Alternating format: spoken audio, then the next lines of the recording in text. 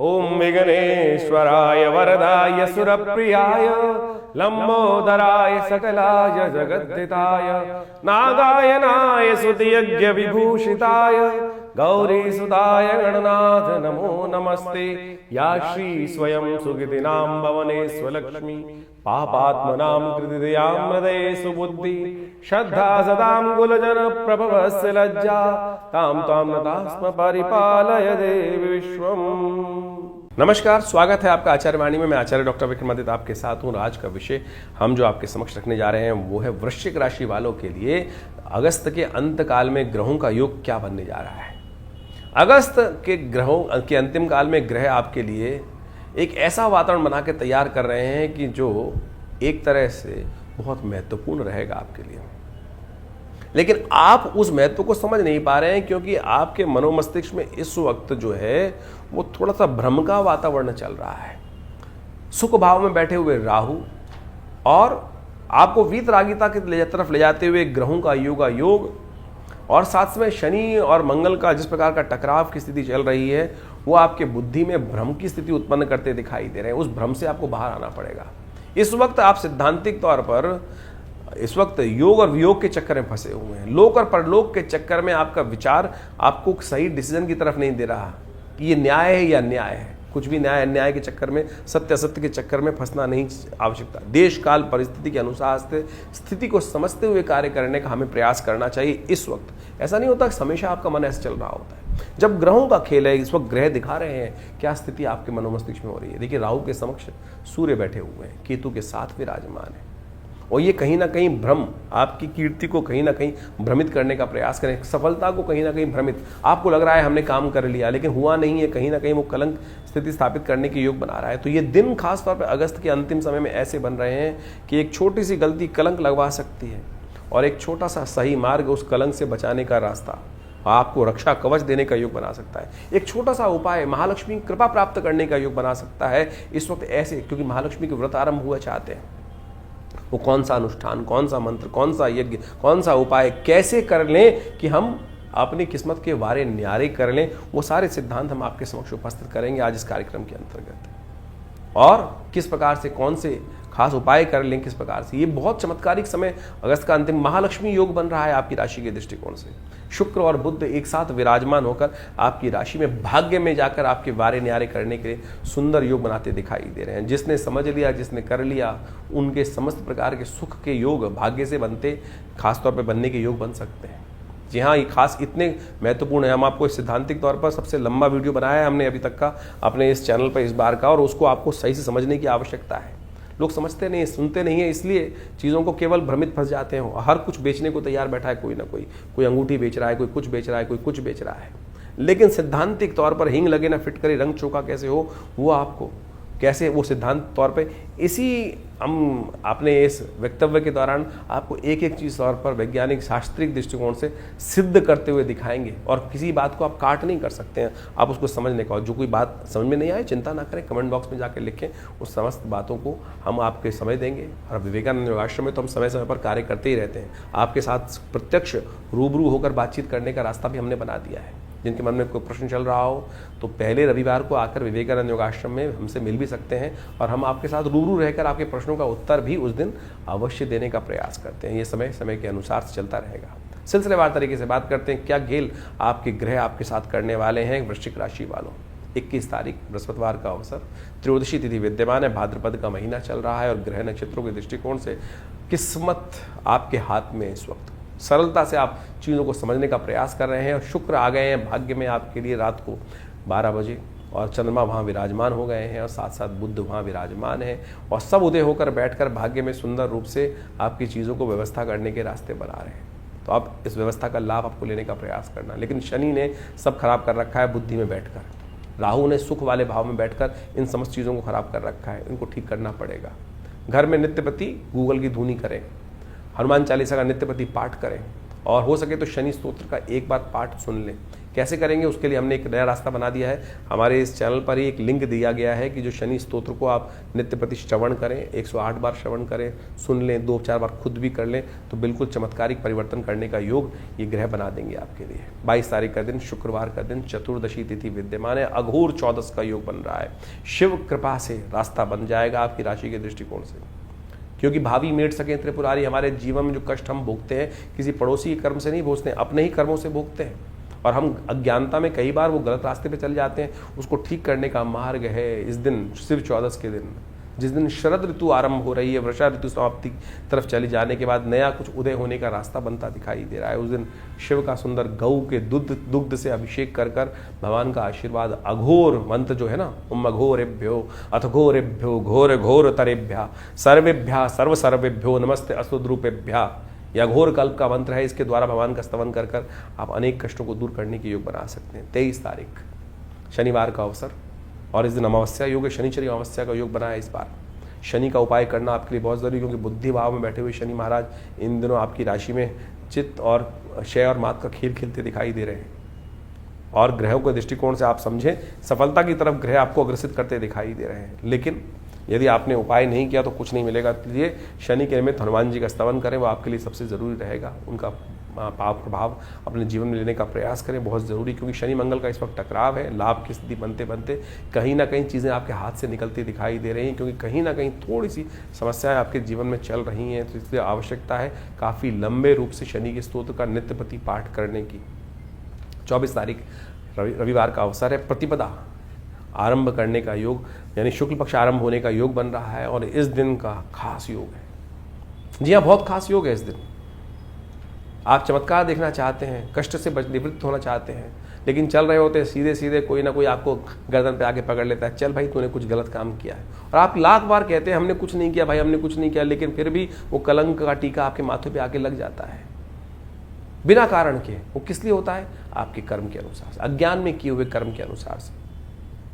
इस दिन एक खास उपाय होने वाला है, वो कर लेंगे तो खास तौर पे ग्रह योग दिखा रहे हैं आपकी राशि के दृष्टिकोण से कि इस वक्त बुद्धि में अनजाने में कई दोष आपके जीवन में उदय होने के योग बन सकते हैं आने वाले समय में। उन सब दोषों से बचने के लिए आपको, शनि चल रहे हैं वक्री इन दिनों, तो उसको उपाय करने के लिए खास तौर पर ध्यान रखना पड़ेगा।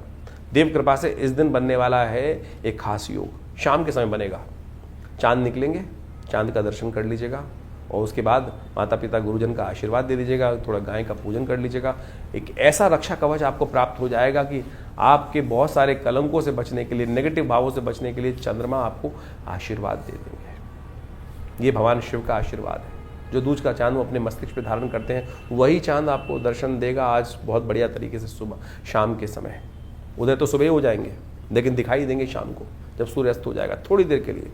और अगर आपकी किस्मत अच्छी हुई, बादल नहीं हुए, तो उनका दर्शन कर आप उनका दर्शन कर लेंगे तो ये आपके लिए एक रक्षा कवच बन जाएगा। नहीं तो 4 दिन बाद चांद वो आने वाला है जो कलंक लेकर आ रहा है, उससे कैसे बचना है वो भी हम आपको इसी कार्यक्रम में बताने वाले हैं। 25 तारीख सोमवार का अवसर, द्वितीया तिथि विद्यमान है, और इस दिन ग्रहों का परिवर्तन का योग जो बन रहा है वो आपकी राशि के दृष्टिकोण से एक पुरुषार्थ से लाभ देने की योग बना रहा है। पुरुषार्थ सही दिशा में यदि हुआ तो कोई लाख बुराई चाहे ये जमाना आपका, लेकिन कुछ बिगाड़ नहीं पाएगा। इसलिए सही दिशा में चलने की ज़रूरत है। शिव का कृपा प्राप्त करने के लिए दूध का दान करें, हो सके तो आपके लिए अच्छा रहेगा। चावल का दान करें, वो भी आपके लिए अच्छा रहेगा। 26 तारीख मंगलवार का दिन, तृतीया तिथि विद्यमान है, वराह जयंती इस दिन पड़ रही है, और साथ साथ अंगारक चौथ का योग भी बन रहा है, क्योंकि मंगलवार और चतुर्थी का योग बन रहा है। कई विश्व के कोनों में इस दिन गणेश चतुर्थी भी रहेगी, महा चतुर्थी का योग रहेगा, महाचतुर्थी का योग, क्योंकि मंगलवार के दिन जब गणेश चतुर्थी पड़ जाती है, कई को वैसे मध्याह्न व्यापनी लेनी चाहिए। विश्व के कई कोनों में इस बार मध्याह्न व्यापनी जो है चतुर्थी जो है वो इसी दिन पड़ेगी, मंगलवार के दिन ही पड़ेगी। तो उस दिन मंगलवार के दिन पड़ती हुई चतुर्थी के कारण से महाव्यापनी महा चौथी का योग बनेगा। जो चतुर्थी का योग बनेगा वो संपूर्ण रूप से कष्टों को हरने वाला है, मंगल के दोषों को हरने वाला है, गणेश जी की कृपा से किस्मत को जगाने वाला है। और कहा जाता है इस योग में गणेश जी को जो सिंदूर चढ़ा देता है उनके समस्त कष्टों को दूर करने के योग बन जाते हैं। हमने विवेकानंद योगाश्रम में इस शुभ तिथि में कई प्रकार के योग रखे हैं। हनुमान जी का यज्ञ रखा है, मंगल ग्रह का यज्ञ रखा है क्योंकि मंगल का जन्मदिवस है इस दिन, और साथ साथ वराह जयंती है, वराह जी का अवतरण दिवस है, और साथ साथ गणेश जी की चतुर्थी का योग भी बन रहा है, गणेश जी का जन्मोत्सव का योग भी रहेगा। तो आप सब हमारे इस कार्यक्रम में सम्मिलित हो सकते हैं जो शाम को रहेगा। सुंदरकांड का पाठ रहेगा, गणेश जी का अथर्वशीर्ष का पाठ रहेगा। सब पूर्ण रूप से संपूर्ण कष्टों को दूर करने के लिए सुंदर योग बनेगा। आप अवश्य सम्मिलित हो इस कार्यक्रम में, अपने नाम से कराएं। स्थान आरक्षित करने के लिए फ़ोन पर संपर्क साध सकते हैं। ग्रहजनों के प्रभाव से आपकी राशि के दृष्टिकोण से कई ग्रह आपके लिए इंपॉर्टेंट बन रहे हैं, ऐसे योग दे रहे हैं जो आपके लिए कई पॉजिटिव रिजल्ट लाने के योग बना सकते हैं। लेकिन ध्यान रखिएगा, चांद मत देखिएगा इस दिन। जिन क्षेत्रों में गणेश चतुर्थी का योग रहेगा उनको चांद देखने से, पत्थर चौथ का ध्यान रखिएगा, गणेश देखने से कहीं ना कहीं कलंक लग सकता है। चांद को देखने से कहीं ना कहीं कलंक लग सकता है। 27 तारीख का दिन बुधवार का दिन है, गणेश चतुर्थी का योग भारत में रहेगा इस दिन। और साथ साथ ग्रह परिवर्तन की तरफ जा रहे हैं और ये योग आपके लिए 50% अच्छा 50% खराब चांसेस देने के योग बना सकता है। ध्यान रखिएगा स्वास्थ्य का। कई बार हम ओवर बिजी हो जाते हैं, स्वास्थ्य पर भारी पड़ सकता है, वो उस मामले में थोड़ा भारी ग्रह दिखाई देते हैं। तो इस दिन भगवान गणेश का सुंदर स्तवन करने का दिवस है। कैसे किया जाना चाहिए, क्या उपाय करने चाहिए, वो सब हम बताते हैं आपको। भारतीय संस्कृति में हर रोज एक नया त्यौहार होता है और उन कथाओं के पीछे पीछे, उन अवतारों के पीछे पीछे बड़े रहस्य की बातें छुपी हुई होती हैं, हमारे जीवन पे जो बड़ा व्यापक प्रभाव डालती हैं। गणेश चतुर्थी के दिन भगवान गणेश का प्रादुर्भाव हुआ और भगवान गणेश के प्रादुर्भाव के साथ साथ समस्त संसार में उनको आशीर्वाद मिला कि जीवन के विघ्नों को दूर करने के लिए, रिद्धि सिद्धि प्राप्त करने के लिए गणेश जी सबसे पहले प्रथम पूज्य माने गए। और प्रथम पूज्य के साथ साथ उनकी जो ख्याति थी पूरे संसार में फैली। और कहा जाता है कि गणेश जी की जो आकृति थी जिस प्रकार की, उसको देखकर चंद्रमा एक बार उनका उपहास करने के लिए उद्धृत हुए। चंद्रमा उनके स्वरूप को देखकर जब हंसे तो कहा जाता है चंद्रमा को कलंक लगा। श्री गणेश के श्राप का उनको भागी बनना पड़ा और गणेश जी के श्राप से कहा गया कि चंद्रमा अपने सौंदर्य पर जो लेकर जो इतराते हैं, उनका जो भी दर्शन करेगा उन पर कलंक लगना भी आवश्यक हो गया। उस दिन से कहा जाता है कि चंद्रमा को ऐसा श्राप लगा कि बिल्कुल आज के बाद जो तुम्हारा दर्शन करेगा, तुमको अपने स्वरूप के ऊपर इतना अभिमान है कि जिसके कारण से तुम बड़े सुंदर लगते हो कि तुम्हारे में कलंक रहेगा, जो भी तुम्हारा दर्शन करेगा उस पर भी कलंक लगने के योग बनेंगे। तब कहा जाता है चंद्रमा बड़े शोक भाव से भगवान के समक्ष उपस्थित हुए, बड़ी क्षमा मांगी। तब जाकर श्री गणेश ने उस पूरे जीवन पर्यंत के कलंक को, श्राप को केवल एक दिन पर बांध दिया। तो भाद्रपद मास की शुक्ल पक्ष की गणेश चतुर्थी जिस दिन होती है, गणेश जी का जन्मोत्सव जिस दिन होता है, जिस दिन ये घटना घटी थी उसी दिन तक के लिए कुछ देर के लिए चंद्रमा बाहर निकलते हैं शाम के समय पर, थोड़ी देर के लिए। और वो बड़े सुंदर चंद्रमा होते हैं उस दिन जब निकलते हैं। उनकी आभा बड़ी दिव्य होती है, लेकिन वो आभा ऐसी होती है कि उस दिन जिसकी नजर चंद्रमा पर पड़ गई, उनके जीवन में वो कलंक लगना निश्चय हो जाता है कि वो कलंक लगेगा ही लगेगा। और जो उनका दर्शन कर लेता है तो उस दिन भगवान कृष्ण तक ने एक बार उस चंद्र के दर्शन कर लिए थे। चौथ के चांद का दर्शन कहा जाता है कि बिल्कुल नहीं करना चाहिए। रामायण के अंदर भी इस भाव को रखा गया है कि बुद्धिमान व्यक्ति जो होते हैं इस बात को मानते हैं कि चौथ के चांद को नहीं दर्शन करते हैं, चौथ के चांद को दर्शन कर लेने से कलंक लग जाता है। तो इसलिए बुद्धिमान व्यक्तियों को इस बात का ध्यान रखना चाहिए। लेकिन गलती से मत्थे लग गया चंद्रमा। हम घर से बाहर निकलते हैं, कई बार सामने देखते हैं चंद्रमा निकले हुए हैं, बड़े सुंदर लग रहे हैं और ध्यान रहा नहीं, चतुर्थी है तो जिस दिन, और निश्चित मान लीजिए कलंक लगना निश्चित हो गया। भगवान कृष्ण ने भी गलती से चंद्रमा के उस दिन दर्शन एक बार कर लिए। कहा जाता है कि उनके ऊपर भी कलंक लगा सम्यंतक मणि चुराने का। कहा जाता है कथा के दृष्टिकोण से द्वारकापुरी में सत्राजीत नाम का एक उनका भाई था और वो साधना करता था, नित्यपति भगवान सूर्य की उपासना करता था। भगवान सूर्य की उपासना कर भगवान सूर्य को प्रसन्न किया और वो सम्यंतक मणि भगवान से प्राप्त करी। और कहा जाता है उस मणि का इतना प्रादुर्भाव था, इतना चमत्कार था कि वो नित्यपति स्वर्ण को देती थी और उस स्वर्ण को जिस प्रकार से प्राप्त होता था, जिसके पास भी वो मणि रहेगी वो स्वर्ण ही स्वर्ण में खेलता था। तो वो नित्यपति इस भाव को रखता था। लोगों ने कहा सत्राजीत को कि ये मणि तेरे लायक नहीं है, तुमको भगवान कृष्ण को दे देनी चाहिए, जिससे समाज के सुंदर कार्य हो सके, समाज में सुंदर लोगों की सहायता हो सके। लेकिन सत्राजीत अभिमान ग्रसित था। तो सत्राजीत ने उस जब सम्यंतक मणि को भगवान सूर्य से प्राप्त कर लिया तो कहा जाता है कि वो 8 पैर सोने को का निर्माण करती थी। लोगों ने कहा भगवान कृष्ण को ये मणि दे देनी चाहिए, तेरे लायक नहीं है। लेकिन वो अभिमान ग्रसित था, साधना से प्राप्त करी हुई उस निधि को कैसे किसी और को दे दे। उसने वो मणि जो थी अपने भाई प्रसेन एक दिन वो मणि पहनकर जंगल में चला गया, और जब वो प्रसेन जंगल में चला गया तो कहा जाता है कि वहाँ उसका युद्ध जामवंत से हुआ। जामवंत से युद्ध होने के बाद प्रसेन को जामवंत ने मार दिया, और जामवंत ने जब प्रसेन को मार दिया तो सत्राजित वहाँ पहले से ही इस बात से भाव था उसको कि भगवान कृष्ण इस मणि को प्राप्त करना चाहते हैं, जबकि भगवान की कोई इच्छा नहीं थी। वो समाज की बात कर रहे थे, समाज में बहुत सारे लोगों ने इस बात को रखा था कि सत्राजित ये मणि तेरे स्वरूप के अनुसार से नहीं है, इसको भगवान कृष्ण के पास ही होनी चाहिए। इस भाव को मन में रखकर, क्योंकि वो देव योग से घटना घट चुकी थी कि भगवान ने चंद्र का दर्शन कर लिया था, कलंक उन पर लगना था, और वो कलंक लग गया सब पूरे राज्य के अंदर। इस बात को सत्राजित ने आक्षेप किया भगवान, क्योंकि भगवान ने चुरा ली मेरी मणि। तो कहा जाता है कि भगवान इस आरोप से मुक्त होने के लिए जिस प्रकार से उनके चरणों को देखते हुए, प्रसेन के चरणों को देखते हुए जंगल में गए। जंगल में जाके देखा कि वो चरण जो है एक गुफा की तरफ जा रहे हैं, और उस गुफा से एक प्रकाश सा बाहर निकल रहा है। भगवान ने जाके देखा कि उस प्रकाश के मणि से भालू के रीछ के कुछ बच्चे खेल रहे हैं, और जब रीछ के बच्चे खेल रहे हैं तो भगवान ने उसको प्राप्त की। तो वहां जामवंत पीछे आए, और जामवंत जब आए तो भगवान के साथ उनका युद्ध हुआ। इससे पहले पूर्व में कथा आती है शास्त्र के दृष्टिकोण से। जामवंत कौन है? जो भगवान राम के समय थे।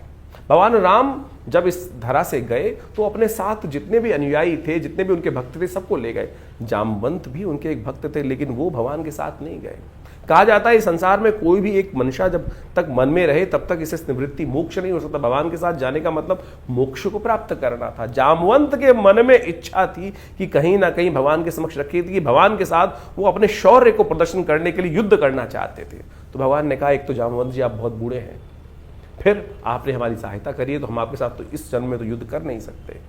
तो इसी कारण से कहा जाता है कि वो इतने लाख वर्ष इसी धरा पे रहे, और जब फिर भगवान कृष्ण का अवतरण हुआ तब भगवान कृष्ण के साथ उनका युद्ध हुआ, और युद्ध में 21 दिन तक लगातार युद्ध होने के बाद वो युद्ध में कहा जाता है कि जामवंत हारे, और वहां से भगवान ने मणि भी प्राप्त करी और जामवती को भी प्राप्त किया, और उन दोनों को लेकर पुनः द्वारका पधारे और वो सत्राजित को वापस करी और पूरी कथा सुनाई। कहा जाता है इस कथा को सुन लेने से वो जो कलंक होता है वो नहीं लगता है। तो इस बात को हमें ध्यान रखिए। इसके साथ एक और बात बता देते हैं हम आपको, इस कथा के साथ साथ समझ लेनी चाहिए कि इससे पहले जो दूज का चांद निकलता है, जो इसी मास में शुक्ल पक्ष का आरंभ जब होता है उस दिन दूज के दिन भी चांद निकलता है। कहा जाता है इसीलिए भारतीय संस्कृति में परंपरा बनी कि दूज का चांद अवश्य देखना चाहिए।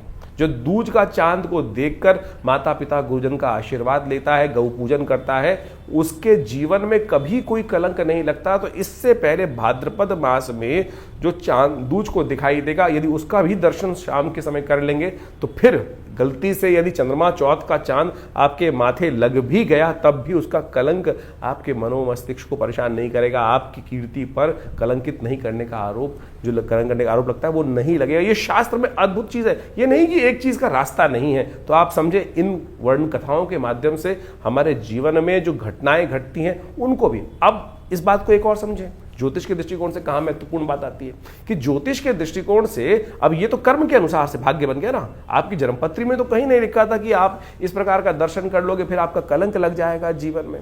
ये तो आपके जीवन में कर्म के द्वारा किया गया प्रभाव आपके जीवन में उपस्थित होता है। यानी आपकी जन्मपत्री के अलावा जन्मपत्री जो बनी वो तो आपके पूर्व अर्जित कर्मा के अनुसार से आपके जन्म के समय का एक चार्ट बनकर आया, लेकिन उसके बाद जितना आप आगे चलते जाएंगे तो आपके जीवन के घटनाक्रम जिस प्रकार से चल रहे हैं, जैसा आप कर्म कर रहे हैं उसके अनुसार से आपके भाग्य बन रहे हैं। बहुत सारे लोग इस बारे में एक प्रश्न भी कर लेते हैं कई बार।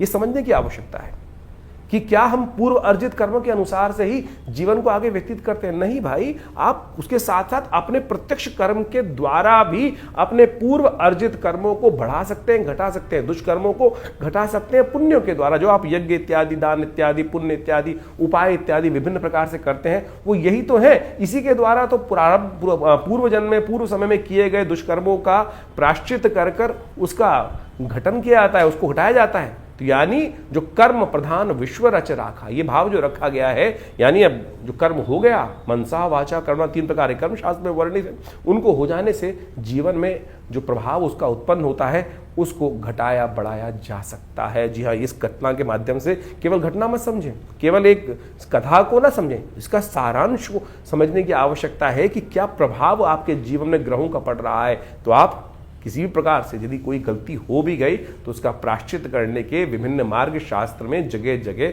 वर्णित किए गए हैं। तो इस कथा के माध्यम से हम समझें। तो इस दिन भगवान का स्तवन करें, श्री गणेश का स्तवन करें।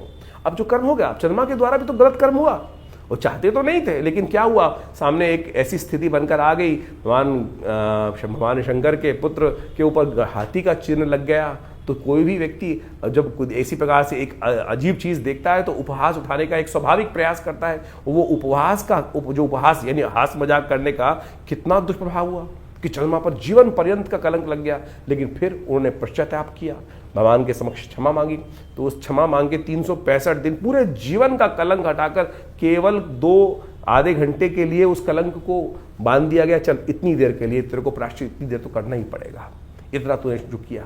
तो यानी जिस प्रकार के भी ये कर्म करते हैं, लेकिन सबसे पहले हम समझें कि हमारी गलत हुआ, उसको ठीक करने का मार्ग अवश्य बनाने का प्रयास करें। इन कथाओं के माध्यम से ज्योतिष के साथ हम कई बार एक कथा सुनाते हैं, तो इस बात को हमें समझना चाहिए कि इन सब का महत्व ज्योतिष के साथ है। ज्योतिष बिना पुराण के अनुसार से नहीं समझी जा सकती। ज्योतिष केवल ग्रहों का खेल नहीं है। ग्रहों को जानने के साथ साथ उनके द्वारा किए गए जो प्रभाव हैं, अच्छे या बुरे, बुरे हैं तो उनको निष्क्रिय कैसे करना है, उनका जो माध्य निकलना है, रास्ता निकलना है, वो इन जो वैदिक शास्त्र हैं उनके अनुसार ही निकलना है। तो हमने इस बात को आपके समक्ष इसी कार्यक्रम में इसलिए रखने का सोचा कि आपको पूरा सार समझाने का प्रयास, छोटे रूप में नहीं समझ सकते हैं तो आप किसी प्रकार की भी जीवन में चिंता करना छोड़ें। सबसे पहले तो अरे कुछ ये प्रभाव हो गया, बहुत सारे लोग से पकड़ के बैठ जाते हैं कि मेरी तो 7.5 चल रही है, मेरा तो ये चल रहा है, मेरा तो वो चल रहा है। अरे चलना है तो चलने दीजिए ना, उसका हम ठीक करने का रास्ता भगवान की प्रार्थना से, उन उपायों से सही मार्ग पर चलकर प्राप्त करने का प्रयास करें। बहुत सारे लोग बड़े विचित्र होते हैं, लाखों रुपए खर्च करने को तैयार है कि मैं इसको कर देता हूं, ऐसा कर देता हूं, ये पंडित जी मेरे लिए ये जब कर देंगे, ऐसा कर देंगे, वो कर देंगे। क्या? अरे आपके स्वयं करने से होने वाला है। मैं ये पहन लेता हूं, कोई अंगूठी पहन रहा है, कोई कुछ कर रहा है, कोई कुछ कर रहा है। कर्म मन से सोचने से, कर्म को सही मार्ग पे करने से तब जाकर कष्टों से निवृत्ति का मार्ग बनेगा। इसको सैद्धांतिक तौर पर आपको अच्छे से समझ लेना चाहिए। आपका स्वयं का समर्पण चाहिए, तब जाकर भगवान की कृपा आपके जीवन में प्राप्त होगी। तो ये सुंदर रूप से गणेश जी का जो जन्म की कथा है ये बड़ी अद्भुत है, और हमने इस दिन विशेष तौर पर भगवान की प्रार्थना करने के लिए आश्रम में बड़े विशेष कार्यक्रम रखे हैं। आप सब उसमें सम्मिलित हो सकते हैं भगवान की कृपा प्राप्त करने के लिए। इस बार पंचांग के दृष्टिकोण से बड़ा एक और योग बन रहा है कि जो गणेश चतुर्थी के दिन योग बन रहा है, कई क्षेत्रों के अनुसार क्षेत्रवाद रहेगा इसमें। जिन जिन क्षेत्रों में जैसे चतुर्थी 2 दिन की पड़ रही है इस बार, पूरे विश्व के दृष्टिकोण से देखा जाए तो जहां मध्यकालीन चतुर्थी जिस समय पर आ रही है, जैसे यदि हम बहुत सारे विदेश में देखें, भारत से आगे जाके देखेंगे तो वो मंगलवार के दिन ही चतुर्थी का योग पड़ रहा है जो वहां रहेगा, तो वहां महाचतुर्थी का योग बन गया। यानी गणेश चतुर्थी के दिन मंगलवार के दिन रहेगी तो महाचतुर्थी का योग बन जाएगा। तो ऐसे में मध्याह्न व्यापनी दोपहर के समय जहां चतुर्थी जिस समय पड़ रही है वहां गणेश चतुर्थी मानी जाएगी। और कलंक 14 जो चौथ है वो भी पत्थर चौथ जो है वो उसी दिन बनेगी। इसका एक नाम पत्थर चौथ भी है। पत्थर चौथ का मतलब होता है, पुराने जमाने की व्यवस्था बना दी गई थी कि भाई चांद को नहीं देखना है तो पत्थर बाजार में लोग घर से रखते बाहर मार देते थे कि भाई कोई निकलेगा ही नहीं बाहर किसी कारण से। वो कल्याण के लिए था। पत्थर मारने की परंपरा ये नहीं थी, वो पत्थर इसलिए चढ़ा दिए जाते थे कि भाई कोई निकलेगा, गलती से किसी का जो डायरेक्ट कनेक्ट जो है वो चंद्रमा के साथ हो जाए तो फिर वो कलंक ना लगे उसको। तो उससे बचने के लिए एक परंपरा इस प्रकार से कुछ देसी जगहों में चल गई, लेकिन शास्त्र में इसको इस प्रकार से प्रमाणित नहीं किया गया है। तो वो पत्थर चौथ के नाम से भी प्रचलित हो गया है वो चौथ जो है। तो वो मंगलवार को, जिन क्षेत्रों में मध्याह्न वापनी चतुर्थी रहेगी मंगलवार के दिन, तो उस दिन वहां पर वो चतुर्थी मंगलवार के दिन मनाई जाएगी। और जिन जिन क्षेत्रों में रहेगी तो मंगलवार के साथ साथ बुधवार के दिन है तो वो बुधवार के दिन चतुर्थी मना रहे हैं।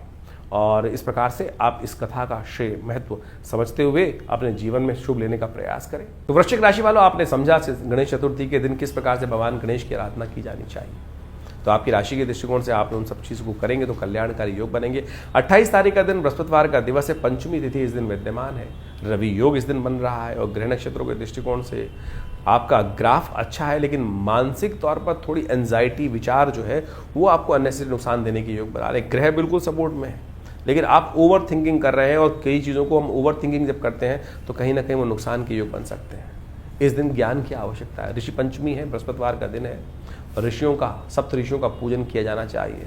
मार्कंडेय के ऋषि के जीवन में जब कष्ट आया तो उनके पिता की आज्ञा के अनुसार, संतों की आज्ञा के अनुसार से उन्होंने सप्त ऋषियों का आशीर्वाद लिया और सप्त ऋषि उनको कहाँ ले गए? ब्रह्मा जी के पास ले गए, ब्रह्मा जी उनको शंकर जी के पास ले गए और शंकर जी ने समस्त कष्ट, भीड़ त्रिपुरारी ने उनके समस्त कष्ट हर लिए। यमराज तक पर विजय प्राप्त उन्होंने करने की योग बना दी।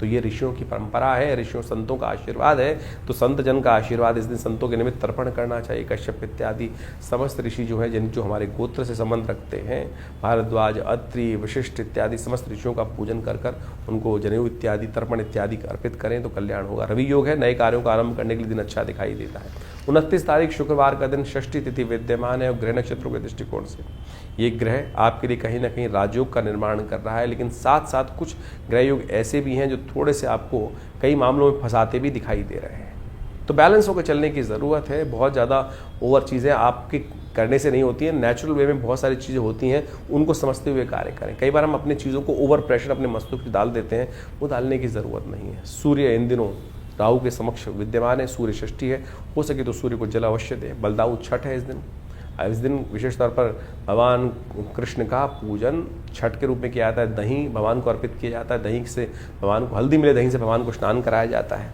और ये एक तरह से बहुत सुंदर है। इसको परंपराओं का निर्वाह करने से कई प्रकार के कष्टों को दूर करने के योग बन जाते हैं। 30 तारीख का दिन शनिवार का अवसर है, उस दिन सप्तमी तिथि विद्यमान है। ग्रह परिवर्तन की तरफ जा रहे हैं और ये परिवर्तन आपके अंदर एक नई उम्मीद को दे रहे हैं, लेकिन उम्मीद थोड़ी हल्की है, लेकिन उसको बढ़ाने की शक्ति आपके पास है।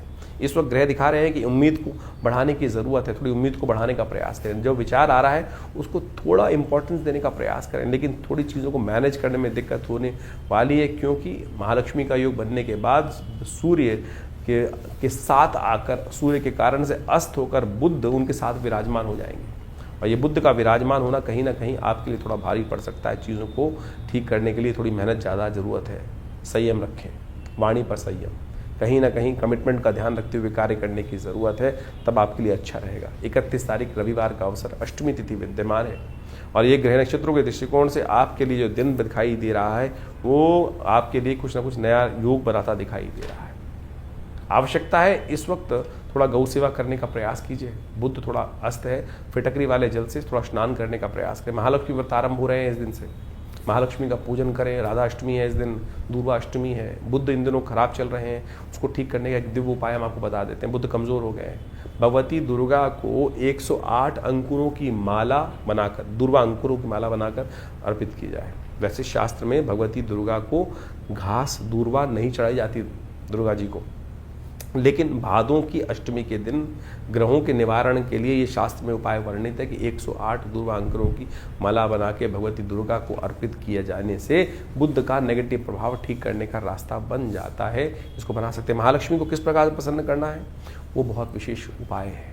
हम केवल बाह्य तौर पर पूजन करके, जैसे लोग बताते हैं वैसा करके समाप्त कर लेते हैं, लेकिन उसका सिद्धांत कुछ अलग है, मंत्र कुछ अलग है जो शास्त्र में वर्णित है। जिन्होंने किया वो उनको चमत्कार देखा है उन्होंने, और वही चमत्कार का रहस्य हम आपके समक्ष रख रहे हैं। तो अभी आपने नित्यपति राशि का फल समझने का प्रयास किया और अब आप समझें कि सबसे महत्वपूर्ण जो इस पूरे के पूरे अगस्त के अंदर एक तिथि पड़ रही है वो है महालक्ष्मी व्रत की। इस संसार में समस्त कार्य करने के लिए महालक्ष्मी कृपा चाहिए और महालक्ष्मी को प्रसन्न करने के रास्ते शास्त्र में अनेक विद्यमान हैं। लोग परंपरागत महालक्ष्मी के व्रत रखते ही हैं, लेकिन महालक्ष्मी के व्रत किस प्रकार से किए जाएं, शास्त्र में उसके ऊपर अनेक कथानक, अनेक जो प्रकार हैं, उनकी पूजाओं की पद्धतियां हैं वो विकसित की गई हैं। लेकिन सबसे ज़्यादा महत्वपूर्ण जो है वो है महालक्ष्मी को प्रसन्न करने के ये महालक्ष्मी के जो व्रत हैं विशेष तौर पर। लेकिन व्रत किस प्रकार से किया जाए इसको हमको समझने की आवश्यकता है। ये महालक्ष्मी के व्रत जो हैं ये भगवती महालक्ष्मी का आशीर्वाद किस प्रकार से देंगे। शास्त्र में अनेक प्रकार की कथाएं और अनेक अनेक उपनिषदों में, पुराणों में उनको बहुत महत्वपूर्ण तरीके से स्थान दिया गया है।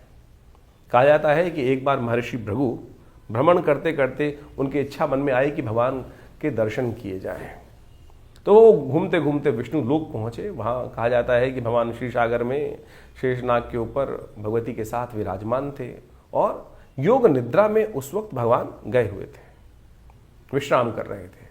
महाराज भृगु जब पहुंचते हैं, महर्षि भृगु वहाँ पर, तो भगवान योग निद्रा में होने के कारण से उठते नहीं हैं।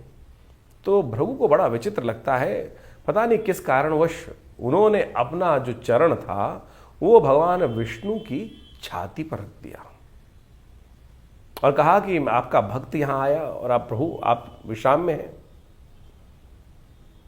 कहा जाता है कि भगवान तत्काल उठे और उन्होंने भृगु को प्रणाम किया और कहा कि महाराज आप आए और मैं विश्राम में रहा। लेकिन जिस प्रकार से उन्होंने चरण से भगवान विष्णु के वक्षस्थल पर आघात किया, कहा जाता है महालक्ष्मी वहीं बैठी हुई रुष्ट हुई थी। जो रुष्ट हुई तो उन्होंने महाराज भृगु को श्राप दिया कि आज के बाद हम किसी भी प्रकार से जो आप लोगों के पास नहीं आएंगे। भृगु महाराज ने भी बड़े उत्कृष्ट प्रकार के विद्वान ऋषि रहे और उन्होंने वर्णन, शास्त्र में वर्णन मिलता है कि उन्होंने भगवती के सामने अनुनय विनय के साथ एक प्रार्थना करी कि भगवती, ये मेरा भगवान का एक निजी संवाद था, भक्त हूँ और भक्त की विशेष तौर पर एक भगवान के साथ अपने दास की, अपने स्वामी के साथ एक बड़ी तारतम्यता होती है, एक घनिष्ठ प्रेमता होती है। और भगवान ने कुछ नहीं कहा, लेकिन आपने श्राप दिया, मैं उसको स्वीकार करता हूं, लेकिन ऐसे मंत्र बनाता हूं। महर्षि भृगु के द्वारा बनाए गए श्री विद्या के अंतर्गत आए श्री सूक्त का निर्माण उन्होंने उस कथानक के बाद किया और कहा कि जो मैं क्या, ऋषि क्या, कोई भी वर्ण का व्यक्ति संसार में इन मंत्रों को जप करेगा, उनके द्वारा यज्ञ करेगा, इस पद्धति के द्वारा कार्य करेगा, तो मां भगवती आपको उस दास पर कृपा करनी ही पड़ेगी। और उनके द्वारा बनाए गए वो मंत्र विशेष तौर पर कहा जाता है महालक्ष्मी सूक्त के रूप में उपस्थित है। ऋग्वेद में आए हुए उपनिषद के अंतर्गत, ऋग्वेद उपनिषद के अंतर्गत आए हुए इस महालक्ष्मी सूक्त के अंदर इन मंत्रों का वर्णन मिलता है। और सत्य माने हमने इसके ऊपर बहुत शोध किया। ये जो विधि है श्री सूक्त की, ओम हिरण्यवर्णाम हरणिम सुवर्ण रजत सृजाम चंद्राम हिरण्यमयीं लक्ष्मीं जात वेदो माव ताम आव जात वेदो लक्ष्मी मनमगामिनीं यस्याम हिरण्यम विंदेयम कामश्वम पुरुषानहम। ये जो 16 मंत्र है, हमने 2 मंत्र आपके समक्ष इस वक्त यहाँ रखे। इनको जो नित्यपति इनके द्वारा भगवती महालक्ष्मी की आराधना करते हैं, और तो कहा जाता है कि महालक्ष्मी बाध्य हो जाती हैं उस जातक पर अपनी कृपा करने के लिए। तो इन महालक्ष्मी के जो व्रत आरंभ हो रहे हैं 31 तारीख से, भाद्रपद मास की जो अष्टमी जो बन रही है, उस दिन से ये महालक्ष्मी व्रत आरंभ जो हो रहे हैं, इस दिन से नित्यपति भगवती की षोडशोपचार पूजन करने के उपरांत इन मंत्रों का जप और नित्यपति घी के द्वारा, कमल के बीजों के द्वारा और बिल्व की सामग्री का उपयोग करते हुए, समस्त चीजों का उपयोग करते हुए श्रद्धा भाव से यदि नित्यपति इन मंत्रों का जप आप इन 16 दिनों में करेंगे तो भगवती महालक्ष्मी की असीम कृपा प्राप्त होने का योग बन जाता है। बाह्य तौर पर बहुत सारे लोग व्रत करते हैं, लेकिन बाह्य रूप से उनकी पूजा कर लेते हैं, प्रार्थना कर लेते हैं, उनका पूजन कर लेते हैं, और वो तो पूजा हुई, व्रत कहाँ हुआ, जो उनके समर्पण भाव हुआ। लेकिन जो मूल कारण है, जो है कृपा प्राप्ति करने का जो सिद्धांत है, फिनोमेना क्या है, वो पद्धति क्या है, वो ये श्री सूक्त का जप है, श्री सूक्त का यज्ञ है। यदि इन श्री सूक्त के मंत्रों का नित्यपति यज्ञ करते, हमारे इस चैनल के ऊपर आप डिस्क्रिप्शन में जाकर उन मंत्रों को देख सकते हैं। हमने उसका पूरा यज्ञ अपने इस चैनल पर रखा है, डाला है, और ज़्यादा से ज़्यादा 1.5 मिनट में वो 16 मंत्र पूरे हो जाते हैं। और नित्यपति यदि उनका 108 बार श्रवण, उसका स्तवन आप करना शुरू कर दें तो भगवती महालक्ष्मी की कृपा प्राप्त करने का जो चाहो, जैसा चाहो वैसा होने के योग, चमत्कार एक नहीं हजारों बार हमने देखा। हम भी संसार में रहते हैं और जो व्यवस्था अब चलती है, भगवती कृपा से अद्भुत रूप से वो कृपा प्राप्ति के योग बन सकते हैं। तो आप कैसे भी जीवन में दुर्भाग्य के योग बने हुए हो और ग्रहों का अशुभ प्रभाव हो, वो मंत्र वो शक्ति है कि मंत्र जो है वो देवताओं को बाध्य कर देते हैं आप पर कृपा करने के लिए ग्रहों के दुष्प्रभाव को एक तरफ कर देते हैं यदि इन शास्त्रोक्त विधि के अनुसार से। हमारी भारतीय संस्कृति ऐसी चमत्कारिक संस्कृति है कि जो योग साथ साथ क्या है कि जो बिल्कुल पद्धतिबद्ध युक्त है कि अगर आप पूर्ण इस श्रद्धा के अनुसार से, विश्वास के अनुसार से इस मार्ग पर चलोगे तो उस गंतव्य के निष्कर्ष पर अंतिम लक्ष्य को प्राप्त करने का रास्ता बनेगा ही, उसमें कोई दो राय हो ही नहीं सकती हैं। तो ये मंत्र विज्ञान का चमत्कार है जो हमने आज इस कथा के माध्यम से आपके समक्ष रखा है। तो इस भाद्रपद मास के जो महालक्ष्मी के व्रत आरंभ हो रहे हैं, इसमें इन 16 दिनों में नित्यप्रति, हमने विवेकानंद योगाश्रम में इसके लिए पूरा नित्यप्रति यज्ञ रखा है और पूर्ण विधि के अनुसार से भगवती महालक्ष्मी के ये अनुष्ठान को किया जा रहा है। आप भी उसमें अपना भाग ले सकते हैं। पूरी व्यवस्था जानने के लिए हमारे जो आश्रम के नंबर्स हैं उन पर संपर्क साध सकते हैं। आपके कैसे भी ग्रह योग हो, कोई बड़ा का कार्य हो, हमने जितनी बार भी, जिसके लिए भी, जब भी, अपने लिए भी, जैसे जब आवश्यकता के अनुसार से करते हैं तो भगवती के ये मंत्र चमत्कार दिखाते हैं। और ये बाण वो बाण है कि लक्ष्य भेद कर ही आता है और लक्ष्य की पूर्ति की तरफ ही काम करता है। तो बड़ी श्रद्धा के साथ आप इन महालक्ष्मी व्रतों को करें, श्रद्धा के साथ इन तरफ चलें। हमारा विश्वास है कि भगवती कृपा से आपके अद्भुत मनोकामना सिद्धि के योग अवश्य बनेंगे। तो इस कार्यक्रम में हमने आपके समक्ष समस्त राशि का प्रभाव उपस्थित किया, तो आप इस पर चलकर इन मंत्रों को जानकर, इस विधि को जानकर अपने जीवन में कल्याण का मार्ग प्रशस्त करें। धन्यवाद।